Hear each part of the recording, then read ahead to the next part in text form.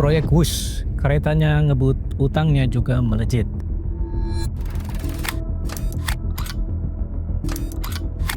Beban bunga dari pinjaman utang China Development Bank untuk proyek kereta cepat Wush Jakarta-Bandung kira-kira mencapai 1,7 triliun per tahun. Eits, tapi itu untuk tahun-tahun awal. Pada tahun-tahun berikutnya, beban bunga pinjaman akan meningkat. Mengapa bisa? Sebelum ke sana, kita kilas balik dulu sebentar mengenai proyek ini.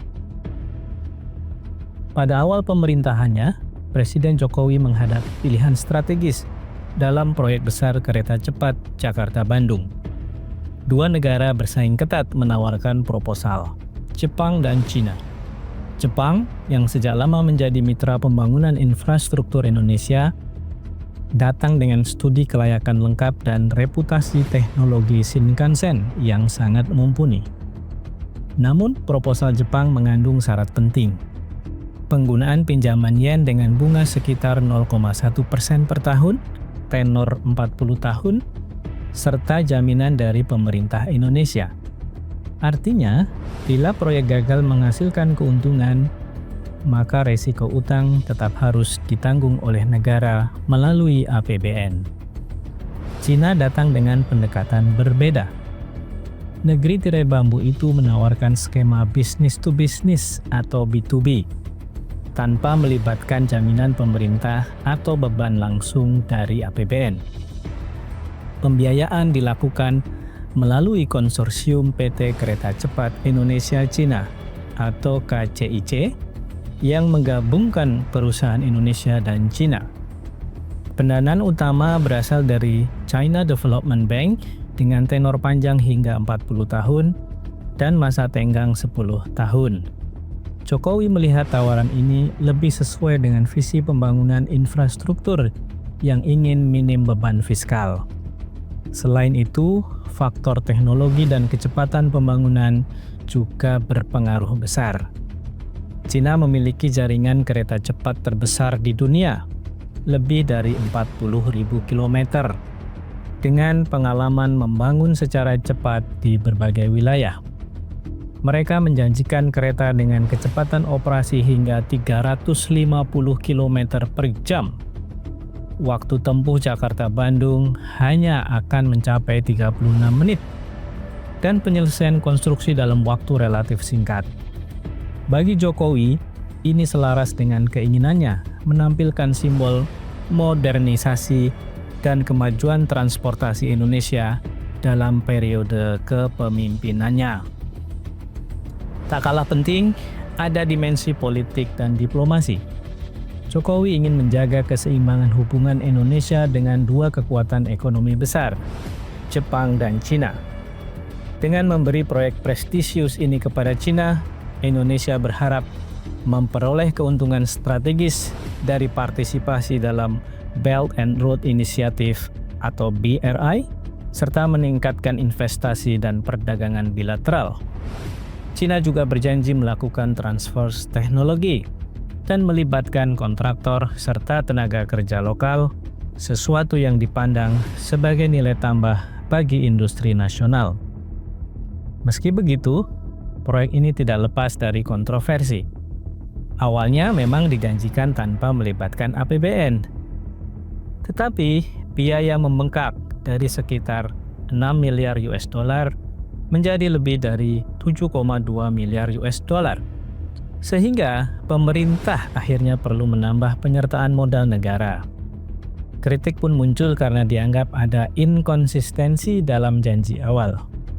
Namun, Jokowi tetap menegaskan bahwa pembangunan kereta cepat adalah legasi infrastruktur, simbol kebangkitan transportasi modern Indonesia, dan batu loncatan bagi proyek kereta cepat lain di masa depan.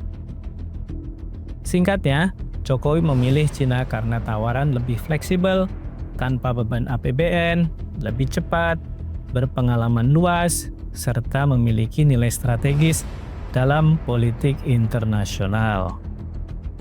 Awalnya, seperti yang sudah disebutkan di atas, alasan utama Jokowi memilih Cina adalah karena tanpa jaminan APBN. Ini merupakan proyek yang didanai murni dengan pola bisnis to bisnis. Namun dalam perkembangannya beberapa hal berubah. Ada perubahan utama setelah pemilihan Cina. Pertama, terjadi pembengkakan biaya atau cost overrun. Biaya proyek semula diperkirakan sekitar 5,5 miliar US dollar. Dalam perjalanannya, biaya membengkak menjadi lebih dari 7,2 miliar US dollar atau naik kira-kira 1,7 miliar US dollar. Penyebabnya, mengapa kemudian terjadi pembengkakan? Karena pembebasan lahan yang rumit, perubahan desain, terjadinya pandemi COVID-19, serta lonjakan harga material. Pada konteks tidak adanya keterlibatan APBN, pemerintah memang mengatakan bahwa tidak ada dana APBN. Namun, karena terjadi pembengkakan biaya, pemerintah masuk melalui penyertaan modal negara atau PMN kepada PT KAI sebagai salah satu pemegang saham KCIC. Jadi, secara tidak langsung, APBN akhirnya ikut menanggung proyek ini. Pada tahun 2021, pemerintah akhirnya memberikan jaminan terbatas untuk pinjaman tambahan dari China Development Bank agar proyek ini tidak mandek. Ini jelas berbeda dengan janji awal tanpa sovereign guarantee. Demikian juga terjadi perubahan porsi saham, di mana konsorsium KCIC yang terdiri dari pihak Indonesia, yaitu PT Pilar Sinergi BUMN atau PSPI dan China Railway International. Seiring dinamika pendanaan, porsi kontribusi modal juga berubah. Indonesia melalui PT KAI mendapat tambahan tanggung jawab. Artinya peran finansial pemerintah bertambah besar. Timeline pengerjaan juga molor. Pada janji awal selesai dalam waktu 5 tahun, akan tetapi realisasinya mundur beberapa kali hingga akhirnya diresmikan baru pada Oktober 2023. Pada intinya, proyek yang ditawarkan Cina sebagai business to business tanpa APBN, tanpa jaminan pemerintah, kemudian berubah. Karena pembengkakan biaya, APBN akhirnya harus turun tangan dan pemerintah wajib memberi jaminan secara terbatas dengan jadwal yang juga molor. Nah, lantas dengan skema yang baru, apakah Indonesia masuk ke jebakan utang Cina? Nah, sebelum kita membahas detail angkanya, kita perlu menjelaskan dulu apa itu jebakan utang Cina. Istilah ini muncul dari kasus di beberapa negara seperti Sri Lanka dengan pelabuhan Hambantota serta Pakistan dengan proyek infrastruktur BRI yang gagal membayar pinjaman Cina lalu harus menyerahkan aset strategis atau memberi konsesi jangka panjang. Nah, dalam kasus Indonesia ada resiko utang pada proyek kereta cepat WUS. Secara formal, pinjaman tetap ditanggung oleh KCIC, bukan pemerintah langsung. Namun karena BUMN Indonesia, yaitu PT KAI memegang 51% lebih saham PT PSPI, risiko keuangannya akhirnya juga bersinggungan dengan keuangan negara. Seperti yang dijelaskan di awal, PT Pilar Sinergi BUMN Indonesia adalah anak usaha konsorsium BUMN yang terdiri dari PT Kereta Api Indonesia sebagai pemegang saham terbesar, yaitu 51,37%, PT Wijaya Karya memegang saham 39,12%, PT Jasa Marga memegang saham 8,30%, serta PT Perkebunan Nusantara I yang memegang saham 1,21%. Artinya, jika proyek tidak menghasilkan keuntungan sesuai target, maka beban bisa beralih ke APBN melalui BUMN. Lantas, bedanya apa dengan debt trap dari negara yang sudah dicontohkan di atas? Sebagai contoh Sri Lanka, karena gagal melakukan pembayaran pinjaman, pelabuhannya diserahkan ke Cina dengan sewa hingga mencapai 99 tahun. Sementara Indonesia, proyek masih dimiliki konsorsium, yang mana kepemilikannya mayoritas adalah Indonesia melalui BUMN. Tidak ada aset strategis yang diserahkan ke Cina. Yang terjadi adalah resiko kerugian finansial akibat dari cost of run, subsidi, akan tetapi bukan kehilangan aset. Oleh karena itu, maka utang dari China Development Bank untuk membangun proyek kereta cepat WUS belum bisa disebut sebagai jebakan utang, dalam arti Indonesia harus menyerahkan aset strategis kepada Cina jika Indonesia gagal membayar pinjaman. Akan tetapi, Indonesia tetap menghadapi resiko finansial besar. Karena terjadi pembengkakan biaya, akhirnya harus ada keterlibatan APBN dan potensi beban bagi BUMN. Jadi istilah yang tepat sebenarnya bukan debt trap, tapi cost of run trap. Proyeknya jadi sangat mahal dan pemerintah harus ikut menanggung meski awalnya dijanjikan tidak. Oke, sekarang mari kita hitung perkiraan beban utang tahunan konsorsium KCIC atau Kereta Cepat Indonesia Cina. Data utama menjelaskan bahwa pinjaman dari China Development Bank itu sekitar 4,5 miliar US dollar atau 70 triliun dengan kurs 15.500 rupiah per US dollar.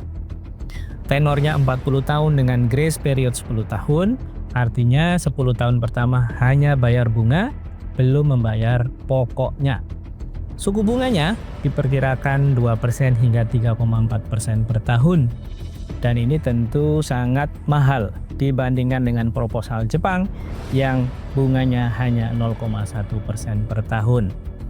Data yang lain, biaya proyek bengkak, total kebutuhan dana membengkak ya hingga mencapai 7,2 miliar atau kurang lebih 111 triliun rupiah. Tambahan ini ditutup dari penyertaan modal termasuk PMN pemerintah Indonesia serta pinjaman tambahan dari China Development Bank. Lalu, berapa estimasi beban utang tahunan yang harus dibayar oleh konsorsium? Mari kita hitung. Jika pinjaman pokoknya adalah 4,5 miliar US dollar dan dikenai bunga rata-rata 3% per tahun, maka bunga tahunannya mencapai 135 juta US dollar atau 2,1 triliun rupiah. Karena masih masa grace period, yaitu 10 tahun yang dibayar hanya bunganya, tanpa cicilan pokok.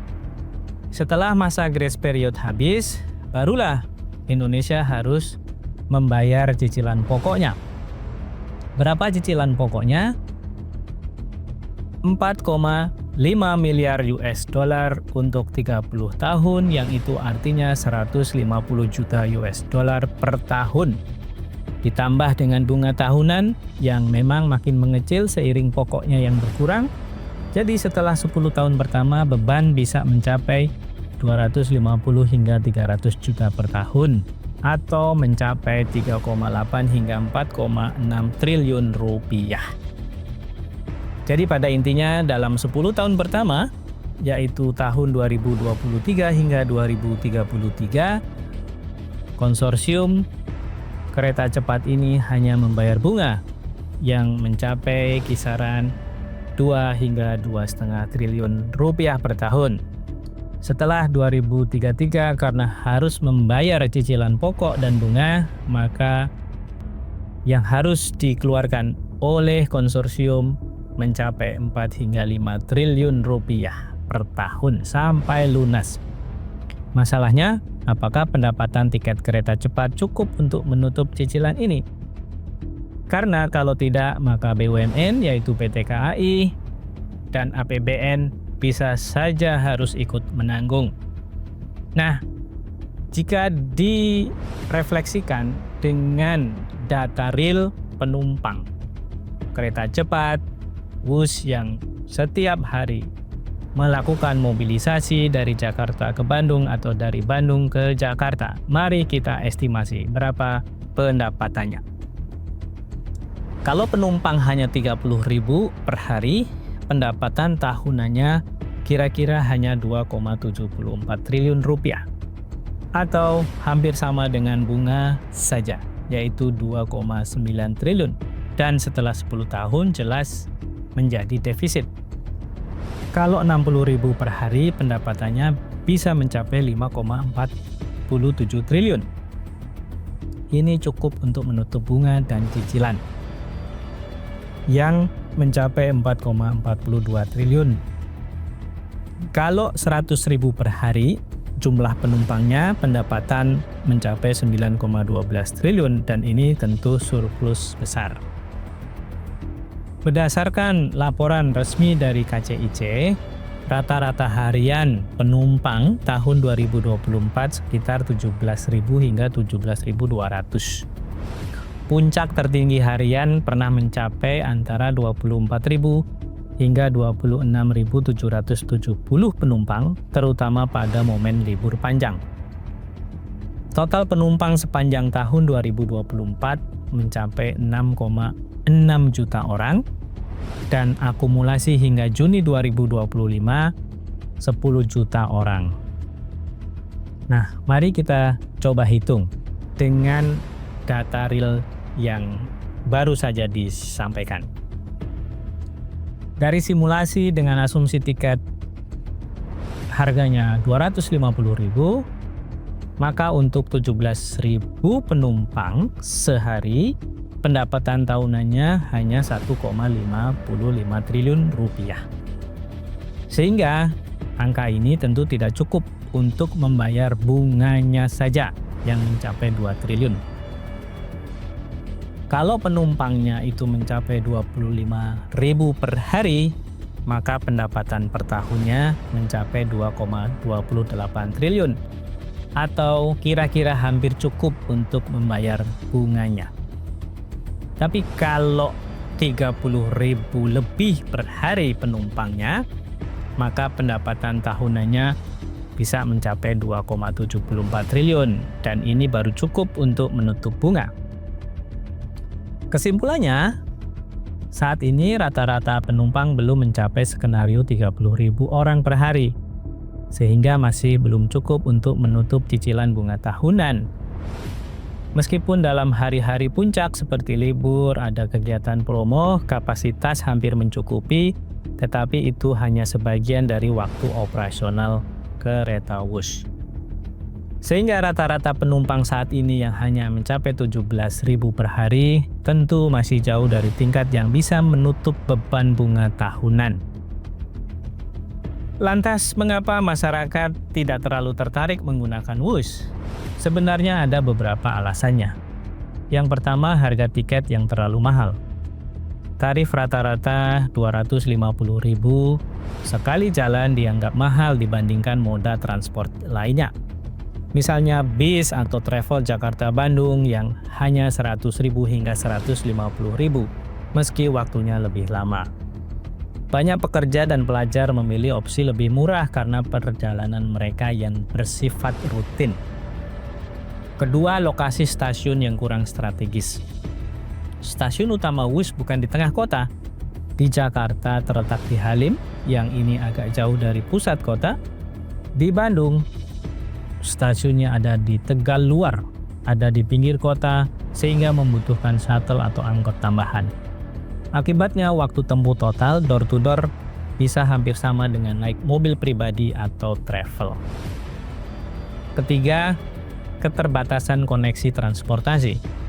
Integrasi transportasi umum di stasiun Wush belum optimal. Penumpang harus menyambung transportasi lain seperti shuttle, naik taksi online, atau naik LRT, dan ini tentu menambah biaya dan waktu ekstra sehingga keunggulan cepatnya menjadi berkurang. Keempat, pasarnya terbatas. Middle up class yang ditarget. Jadi target utama pengguna adalah kalangan menengah ke atas dan untuk perjalanan bisnis.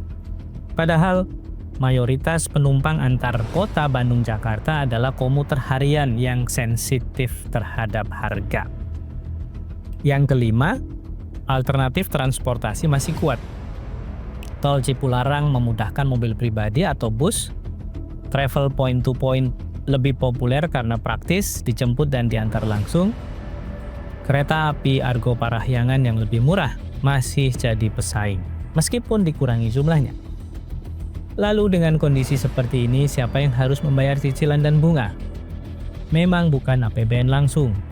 Secara resmi, utang proyek bukan ditanggung oleh negara, melainkan oleh PT Kereta Cepat Indonesia Cina, oleh konsorsium BUMN Indonesia, dan bersama mitra Cina lainnya seperti CRRC, Sinohydro, dan lain-lain. Dengan skema pinjaman 75%, dana pembangunan berasal dari pinjaman China Development Bank, cicilan bunga dan pokok harus dibayar oleh KCIC dari pendapatan tiket penumpang atau fare box revenue, pendapatan non-tiket dari iklan, dari retail, naming rights, parkir, dan lain-lain. Jika pendapatan tidak cukup, BUMN anggota konsorsium, terutama PT KAI yang wajib menutup kekurangan. Artinya, beban utang memang tidak muncul langsung di APBN. Tetapi kalau KCIC merugi, resikonya bisa berbalik ke BUMN. Dan BUMN masalahnya bisa mendapatkan penyertaan modal dari negara, dari APBN. Jadi tidak ada jaminan 100% bahwa rakyat tidak ikut menanggung. Lalu kapan utang bisa lunas? Sesuai target awal sekitar tahun 2065 hingga 2067 sesuai tenor pinjaman. Itu dengan asumsi jika pendapatan operasional stabil, di mana okupansi tinggi, non-tiket revenue tumbuh pesat, maka utang bisa selesai sesuai jadwal. Tapi jika okupansi rendah, kemudian beberapa revenue dari non-tiket juga masih rendah, maka tentu saja KCIC bisa kesulitan membayar cicilan. Dan resikonya adalah restrukturisasi utang, perpanjangan tenor, atau tambahan suntikan modal. Lalu apa dampaknya jika konsorsium kereta cepat tidak mampu membayar cicilan bunga, utang, dan cicilan bunga plus pokok pinjamannya? Ya tentu saja dampaknya ke APBN karena ada kemungkinan PT KAI akan disuntik penyertaan modal dari negara. Dan rakyat yang kemudian harus menanggung. Dengan kondisi saat ini di mana KCIC tidak bisa menutup cicilan utang sendiri, maka pemerintah akan bisa memilih menambah modal BUMN untuk menutup defisit. Dan itu artinya beban APBN akan bertambah 0,7 sampai 1,7 triliun per tahun. Ini bisa mempengaruhi alokasi anggaran lain, tapi tidak sebesar utang negara langsung. Jika pemerintah tidak menanggung cicilan bunga yang tidak bisa dibayarkan sepenuhnya oleh KCIC karena pendapatan yang rendah, maka proyek bisa terhambat. Perawatan tertunda dan reputasi BUMN serta Indonesia tentu menjadi buruk. Jadi, karena ambisi Jokowi, kita semua harus menanggung utang yang mungkin tidak bisa dilunasi sampai kapanpun.